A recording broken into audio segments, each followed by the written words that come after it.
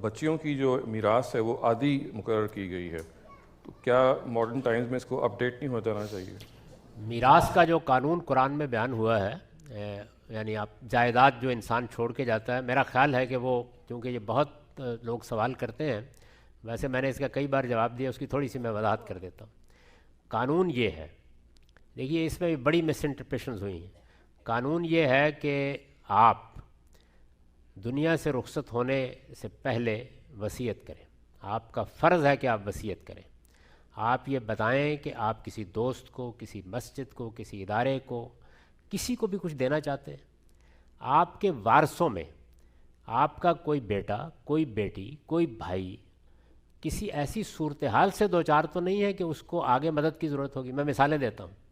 سارے بچے اپنے گھروں میں آباد ہیں، ایک بیٹی کو طلاق ہو گئی، سارے بچے پڑھ لکھ کر اپنی جگہ پر چلے گئے ہیں، ایک بچے نے فیصلہ کیا کہ بوڑھے ماں باپ کی خدمت کرے گا، تو آپ اپنے کسی بیٹے، کسی بیٹی، کسی بھائی بہن، اس کے لیے اس کی خدمت اور ضرورت کی بنیاد پر، رشتہ داری کی بنیاد پر نہیں، کوئی وصیت کرنا چاہتے ہیں کریں۔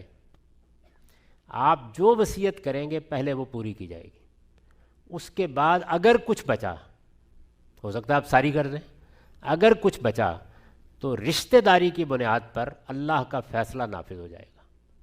وہ اب رشتہ داری کی بنیاد پر نافذ ہوگا، اس کی بنیاد نہ کسی کی ضرورت ہے، نہ کسی کی خدمت ہے، نہ کوئی جذبات ہیں، وہ رشتہ داری کی بنیاد پر تقسیم ہوگا۔ کیوں اللہ نے یہ معاملہ اپنے ہاتھ میں لیا ہے؟ اس لیے کہ ذرا سوچئے کہ اگر رشتہ چاہتے ہیں، کسی کو کم چاہتے ہیں، تو اللہ نے یہ فیصلہ اپنے ہاتھ میں لے لیا، اور وہ فیصلہ کس اصول پر لیا اس کو بیان کیا قرآن میں۔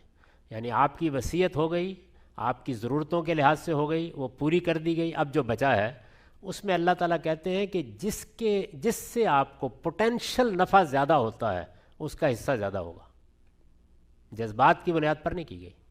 چنانچہ دیکھیے، ماں اور باپ میں سے ایک عورت ہے اور ایک مرد ہے، دونوں کا پوٹینشل نفع اللہ کے نزدیک برابر ہے، دونوں کا حصہ بھی برابر ہے، بالکل برابر ہے، 1/6 1/6۔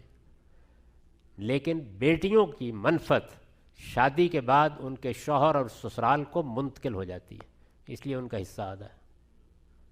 یہ اصول ہے، تو اس کو جذبات کی نگاہ سے دیکھنے کی بجائے انصاف کی نگاہ سے دیکھیے۔